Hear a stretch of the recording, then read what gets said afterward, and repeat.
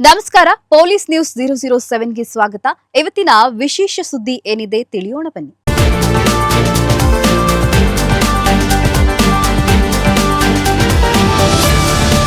ನ್ಯಾಯಾಲಯದ ಆವರಣದಲ್ಲಿ ವ್ಯಕ್ತಿಗೆ ಚಾಕು ಇರಿತ, ನ್ಯಾಯಾಲಯದ ವಕೀಲರು ಕಕ್ಷಿದಾರರು ಗಾಬರಿ.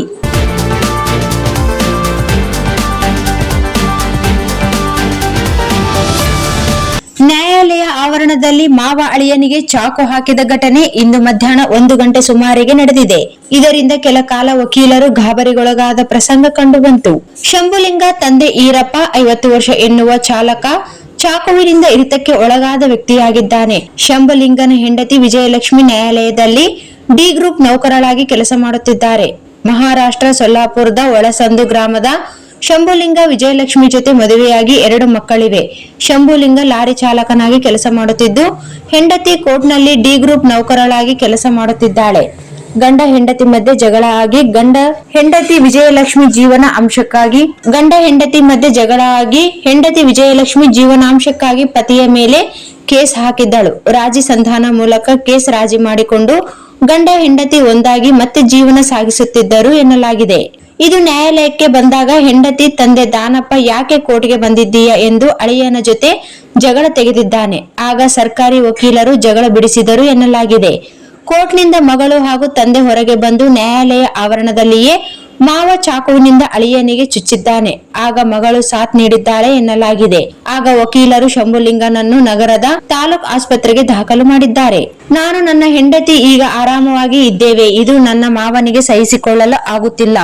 ಇಂದು ನನ್ನ ಲೈಸೆನ್ಸ್ ಸಂಬಂಧ ನ್ಯಾಯಾಲಯದಲ್ಲಿರುವ ಸರ್ಕಾರಿ ವಕೀಲರನ್ನು ಭೇಟಿ ಮಾಡಲು ಬಂದಾಗ ನನ್ನ ಮಾವ ದಾನಪ್ಪ ಯಾಕೆ ಕೋರ್ಟ್ಗೆ ಬಂದೆ ಎಂದು ನನ್ನ ಎಳೆದಾಡಿ ತೊಡಗಿದ. ಆಗ ಸರ್ಕಾರಿ ವಕೀಲರು ಜಗಳ ಬಿಡಿಸಿದರು. ನಾನು ಕೋರ್ಟ್ನಿಂದ ಮನೆಗೆ ಹೋಗುತ್ತಿದ್ದಾಗ ಆಗ ನನ್ನ ಮಾವ ನನ್ನ ಮೇಲೆ ಹಲ್ಲೆ ಮಾಡಿದರು. ನನ್ನ ಹೆಂಡತಿ ನನ್ನ ಹಿಡಿದುಕೊಂಡಳು. ಆಗ ನನ್ನ ಮಾವ ಚಾಕುವಿನಿಂದ ಇರಿದು ಕೊಲೆ ಮಾಡಲು ಬಂದರು. ಆಗ ವಕೀಲರು ಬಂದು ನನ್ನ ಜೀವ ಉಳಿಸಿದರು ಎಂದು ಹಲ್ಲೆಗೊಳಗಾದ ಶಂಭುಲಿಂಗ ಪತ್ರಿಕೆಗೆ ಮಾಹಿತಿ ನೀಡಿದರು. ನ್ಯಾಯಾಲಯದ ಆವರಣದಲ್ಲಿ ಈ ಘಟನೆ ನಡೆದಿರುವುದರಿಂದ ನ್ಯಾಯಾಲಯ ನ್ಯಾಯಾಧೀಶರುಗಳು ಬಂದು ಚಾಕು ಹಾಕಿದ ಆರೋಪಿ ಹಾಗೂ ನ್ಯಾಯಾಲಯದ ನೌಕರಳಾದ ವಿಜಯಲಕ್ಷ್ಮಿ ವಿರುದ್ಧ ಆಕ್ರೋಶ ಅಸಮಾಧಾನ ವ್ಯಕ್ತಪಡಿಸಿದ ತೀವ್ರ ತರಾಟೆಗೆ ತೆಗೆದುಕೊಂಡರು ಎನ್ನಲಾಗಿದೆ. ನ್ಯಾಯಾಲಯದ ಆವರಣದಲ್ಲಿ ಈ ಘಟನೆ ನಡೆದಿರುವುದರಿಂದ ನ್ಯಾಯಾಲಯ ನ್ಯಾಯಾಧೀಶರುಗಳು ಬಂದು ಚಾಕು ಹಾಕಿದ ಆರೋಪಿ ಹಾಗೂ ನ್ಯಾಯಾಲಯದ ನೌಕರಳಾದ ವಿಜಯಲಕ್ಷ್ಮಿ ವಿರುದ್ಧ ಆಕ್ರೋಶ ಅಸಮಾಧಾನ ವ್ಯಕ್ತಪಡಿಸಿದ ತೀವ್ರ ತರಾಟೆಗೆ ತೆಗೆದುಕೊಂಡರು ಎನ್ನಲಾಗಿದೆ. ಸರ್, ನಾನು ಶಂಭುಲಿಂಗ ವೀರಪ್ಪ. ನನ್ನ ಹೆಸರು ಶಂಭುಲಿಂಗ, ತಂದೆ ಹೆಸರು ವೀರಪ್ಪ. ನಾನು ಕೋರ್ಟಿಗೆ ಹೋಗಿದ್ದೀನಿ ಸರ್.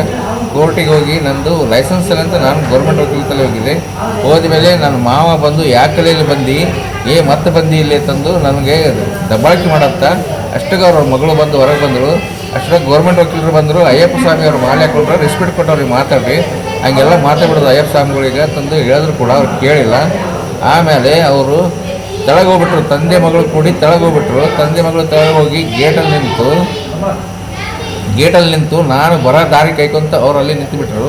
ನಾನು ಗೌರ್ಮೆಂಟ್ ವಕೀಲ ಅಂತ ಬಂದು ಸ್ವಲ್ಪ ಮಾತಾಡಿ ಲೈಸೆನ್ಸ್ ಬಗ್ಗೆ ಮಾತಾಡಿ ನಾನು ತೆಳಗೆ ಹೋದ್ಮೇಲೆ ಮಗಳಿದ್ದಕ್ಕೆ ಬಂದು ಅಯ್ಯಪ್ಪ ಕೊಳ್ಳಂದು ಮಾಲೆ ಮತ್ತು ನಾಗರಾಜ್ ಹಿಡಿದು ಜಗ್ಗಿ ಬಿಟ್ಟು ತಂದೆಗೆ ಹೊಡಿಯಂತೂ ಚಾಕು ಎಲ್ಲ ಮೈಯೆಲ್ಲ ಹೊಡೆದ್ಬಿಟ್ರು. ನನಗೆ 4-5 ಸಲ ಹೊಡೆದು ಚಾಕು ಚುಚ್ಚಿಬಿಟ್ರು ಸರ್. ಇಷ್ಟೇ ಸರ್ ನನಗೆ ಆಗಿದ್ದೆಲ್ಲ ಇದು.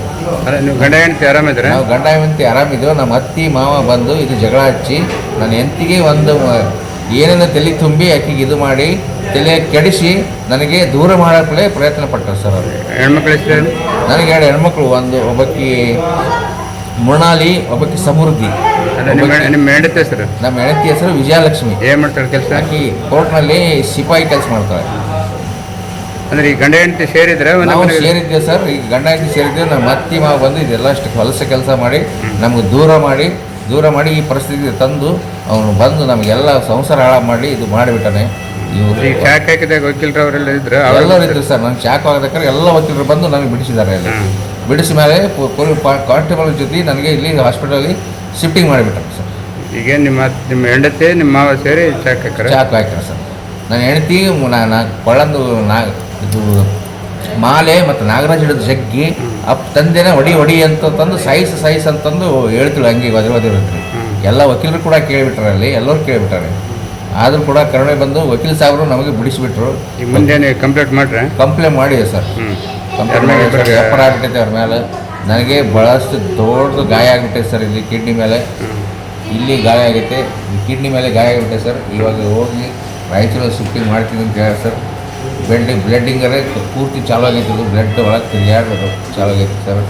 ಈ ಕಡೆ ಇಲ್ಲಿ ಇದಾಗೈತೆ ಸರ್, ಈ ಕೈ ಮೇಲೆ ಹೊಡೆದ ಸರ್, ಬೆನ್ನ ಮೇಲೆ ಹಾಕಿಬಿಟ್ರೆ ಸರ್. ಬೇಕಾದಲ್ಲಿ ಮನಸ್ಸಿಗೆ ಬಂದು ತಗೊಂಡು ಎಲ್ಲ ಕಡೆ ನನಗೆ ಚಾಕು ತಂದೆ ಹೊಡೆದು ಬಿಟ್ಟಾನೆ ಸರ್ ಅವರು.